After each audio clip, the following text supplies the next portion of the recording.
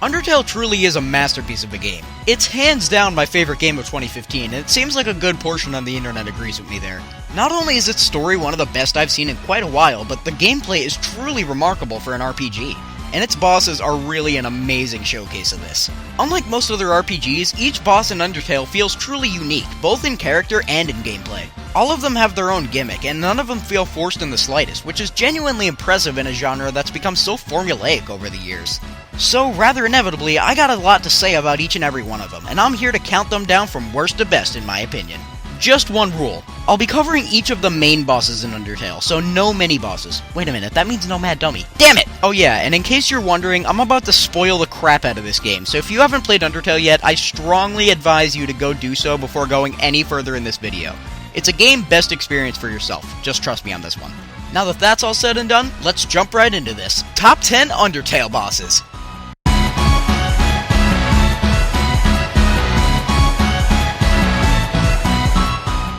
I'm just gonna come right out and say it. Toriel is my least favorite boss in Undertale. Don't get me wrong, she's still a great boss, and a great way to show the player what they're in for as far as boss fights go in this game, but let's be honest here, in comparison to everyone else, Toriel is kinda boring. Remember when I said every boss had a gimmick? Well, Toriel's gimmick is that she doesn't really have one. I get that she's the first boss in the game and that it's not really supposed to be all that complicated, but that doesn't really make the fight all that interesting. Even in the pacifist route, all you really do is spam the spare option and dodge her attacks until she gives up. There's not that much more to it than that. She's not a bad boss, but the gameplay just pales in comparison to the rest. It's not her fault everyone else is so much more interesting. Luckily, Goat Mom does have some positives. Being the first boss, it's natural that she has to set the tone for the rest of the game, and on that front, this fight delivers in spades. Throughout the ruins, Toriel is built up as a very protective motherly figure, and she's constantly worrying about what would happen to you if she so much as let you out of her sight. What I'm trying to get at here is that this battle can be a bit heart-wrenching. Her battle may be underwhelming, but the emotions are all over the place here. Luckily, this is the only boss in Undertale where the gameplay doesn't really stick out all that much. But regardless of how you go about dealing with her, saying goodbye to Toriel for the first time is a moment you will never forget.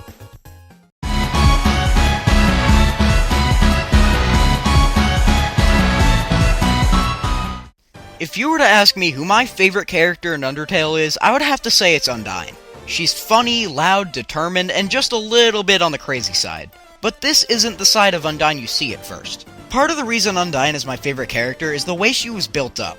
Throughout Waterfall, you actually have more than one run-in with Undine. She'll show almost no emotion and try to murder you several times, and these chase scenes can get pretty dangerous if you're not careful. But once you get to the end of Waterfall, Undine stops you one last time and pretty much loses it. This kinda reminds me of Xant from Twilight Princess, an otherwise level-headed character who's intent on making you dead snaps, and all of her frustrations with you come out at once. Undine's battle is a deadly one if you don't figure out what to do fast. She'll start out by turning your soul green and throwing spears at you. It starts out fairly simple, but things can get out of hand very quickly if you get thrown off by her patterns. Also, this reminds me of DDR for some reason. Don't ask me why, I have no idea. It's actually impossible to convince Undine that mercy is the best option. So then, how do you escape?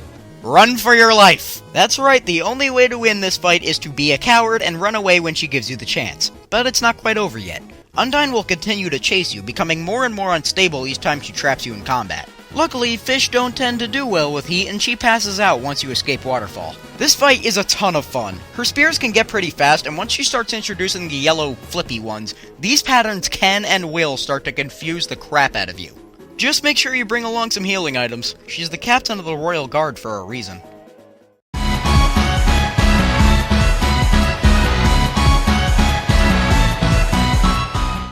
I still think Hotland is the most difficult area in Undertale. Yes, harder than the core in my opinion. So it's fitting that it's ended off by the hardest boss in the pacifist route. Muffet is a very strange boss, but she's also quite difficult if you didn't prepare in advance. The first thing she does in battle is turn your soul purple, and what this does is create 3 spider threads in the attack area. Throughout the fight, you can't move anywhere except along these 3 threads, which makes your options for escape very limited. Oh, you thought that was it? No, of course not. Muffet takes it a step further by telling you what attack she's about to do in advance, and gives you the option of paying a bribe to lower her attack for a turn. The catch is that, being the greedy little brat that she is, the price for the bribe will double every time you choose to pay it. Oh, and this fight is hard as hell without it, so make sure you got some spare change before taking her on. you're gonna be broke by the end of this. Or if you know about it in advance, you can always just skip the fight completely. Remember that spider bake sale from all the way back in the ruins? If you kept around something you bought back there and used it during the fight with Muffet, she'll let you spare her instantly. Although, I don't recommend doing this. It's a crazy hard fight, but it's also really friggin' fun. Not only that, but Muffet somehow manages to be both creepy and adorable at the same time. Not quite sure how that works.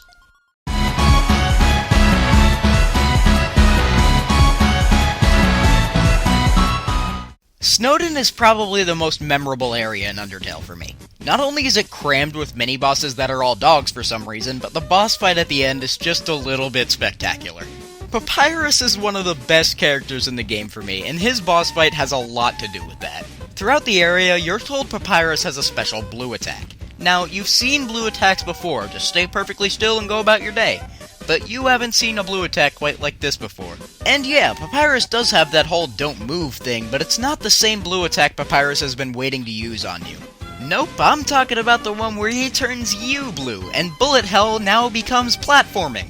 I don't know where this idea came from, but this is freaking genius! And yet, there's still more to love about this. Between turns, you'll keep hearing these quips from him that'll keep you smiling the whole time. I swear, if this doesn't make you smile at least just a little bit, you're the one without a soul.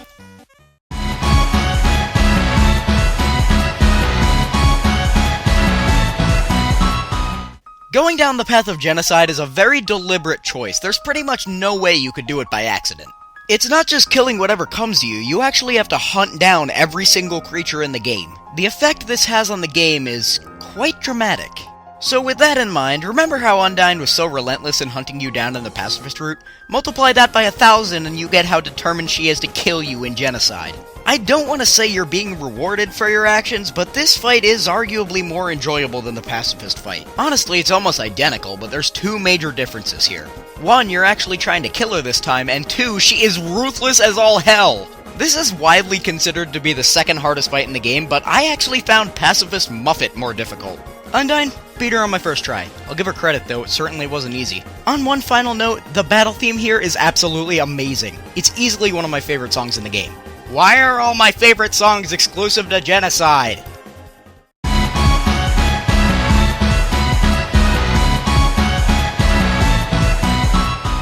I'm gonna put this very simply. If you pick the Genocide route, you're gonna have a bad time.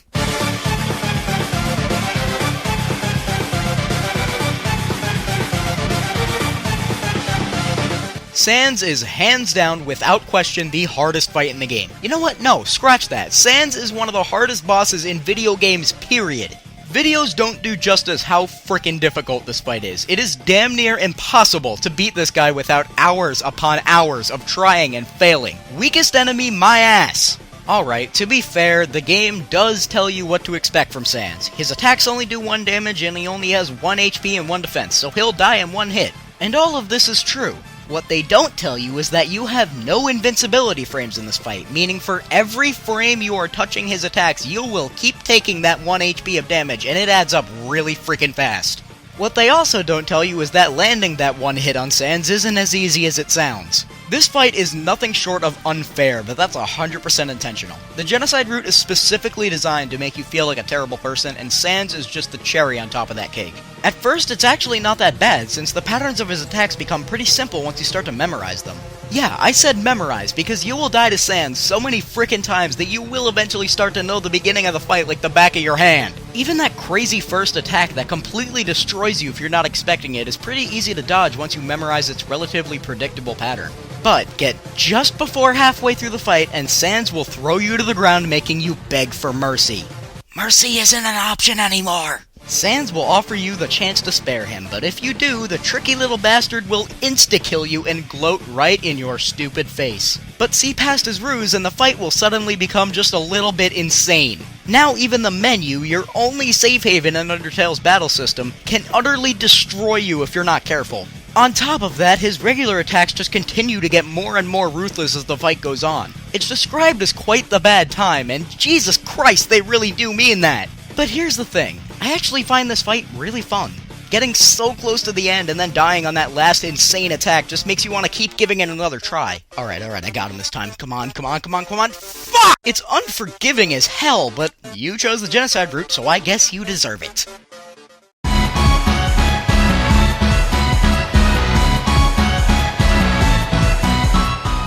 One of the things I think Undertale does really well compared to a lot of games out there is the way its characters are built up before you even get the chance to meet them. With the exception of Sanz and Toriel, you've already heard of most of the cast before you even meet them yourself. But the one character that was built up more than any other was the king of the underground himself, Asgore. You're first told about Asgore way back in the ruins, where Toriel basically tells you to stay the hell away from this dude. So your first impression of him is kinda scary. Next thing you know, Papyrus is telling you he's lovable and starts calling him a big fuzzy pushover. Undine thinks of him as a teacher or maybe even a parent to some extent, and Alphys just sees him as her boss. But when you meet him towards the end of the neutral route, you figure out that he's all of these things. You can tell that Asgore doesn't want to fight you. He even lets you decide when to get this whole thing started. Hell, before he realizes who you are, he's even trying to offer you a cup of tea. Asgore shows his timid, friendly nature throughout the entire encounter with him, so taking him down is something I really didn't want to do. Unfortunately, Asgore knows what's at stake, and although he makes it very clear that he doesn't want to, he destroys the option of mercy right in front of you. In other words, you actually have to, fight him. It's a bit of a shock, as this is one of only 2 times outside of the Genocide route where dealing damage is actually required. Neither you nor Asgore want to do this, but you both know it has to be done. It's a pretty challenging fight, and it's an incredibly emotional encounter. On one final note, I really like how Asgore refuses to look you in the eye during the fight. It shows even further how much he doesn't want to kill you. Nice touch, Toby. Nice touch.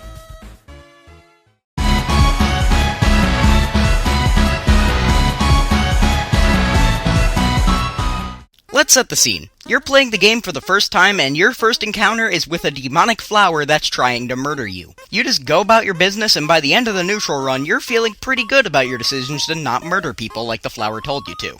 Then you try to spare Asgore, and the flower comes back and kills him. He then crashes your game. When you boot it back up, he's overwritten your save file, and what the hell is that?! Now that Flowey has 6 human souls in his possession, he's ungodly powerful. This will surprise the hell out of you if you didn't know about it in advance. Gone are the graphics of a 16-bit game, and in their place is this Photoshop monstrosity. Oh, and did I mention that the battle system is completely thrown out the window here? Yeah, there is no acting in this fight. You're just hanging on for dear life as Flowey throws some of the most insane attacks at you will ever see. He has freaking flamethrowers, for God's sake! What the hell?! But don't worry, you have a crap ton of health in this fight for some reason, and you'll be healed a lot, so it's not nearly as difficult as it looks. Eventually, you'll get the souls back on your side and slowly start to gain back control of what the hell is going on here. It's a simple fight once you get the basics down, but holy crap, this came the hell out of nowhere. It's challenging, but it's not exactly what I would call difficult. It's intense as hell, though. Major points for that.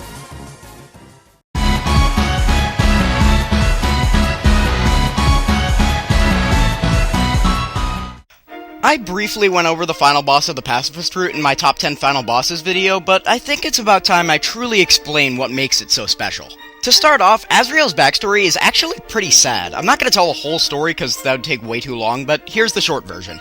Asriel was friends with the first human that fell into the underground, but when that kid got sick and died, Asriel took his body back to the human world, where they attacked and killed him out of fear. Then Alphys accidentally turns him into a flower somehow, and he loses all of his emotions for some reason. I promise this all makes sense in context. But now he's back, and he's pretty much gone crazy because of all the crap he's been through. In the end, I couldn't really help but feel bad for him, because all he really wants is a friend. Yeah, granted, you can't even die in this fight, but it's still quite the experience regardless. There's just flashiness and bright lights all over the place, the music is incredible, and it's unique enough to stay fresh through this rather lengthy fight. But then we come to my favorite part, where Asriel tries to make your friends forget you, but you're not letting them get torn away from you that easily. You go through like a mini boss rush of sorts to try to save them, and then you try to save Asriel himself. This is legitimately one of the best final bosses I have ever faced. It was on my list for a reason. Couple the story, the gameplay, the music, and a certain friend of mine's unhealthy obsession with him, and you've got a final boss that'll stick in your memory for quite a long time. However, he doesn't quite top my number 1.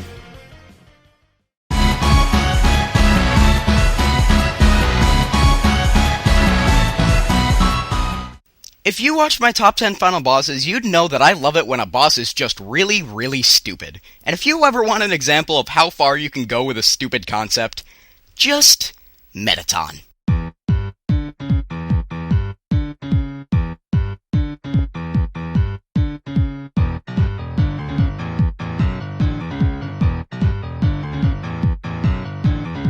God damn it, Undertale, you're a fantastic game with fantastic characters, but sometimes you just can't go wrong with throwing in a murderous robot who's also a TV host who also turns into whatever the hell this is. Don't you just love it when a game can do this and competently take it seriously? I mean, there's something just a little bit too funny about this flamboyant robot who's all about the ratings. You actually have quite a few run-ins with Mettaton throughout Hotland, but it's the last encounter with him in the core that really takes the cake. Seriously, just look at this and tell me this isn't amazing. And yet, the actual battle against Mettaton is one of the most creative things I've ever seen in an RPG in its own right. The goal here is to get the ratings of the show, I guess, up to 10,000. And literally everything that you do, right down to taking damage, will affect the ratings. Seriously, everything. Eating branded food, interacting with the audience, bringing up that sexy beast Toby Fox, literally all of this will have an impact on the show. Not to mention that while you're dodging Mettaton's attacks, you'll have the ability to shoot back at him to the point where you're reducing him to nothing but a torso. And the music, just as catchy and ridiculous as you'd expect for this kind of situation. This has been The Plant Commander, and if you haven't played Undertale yet, you're missing out on one of the most creative RPGs of all time.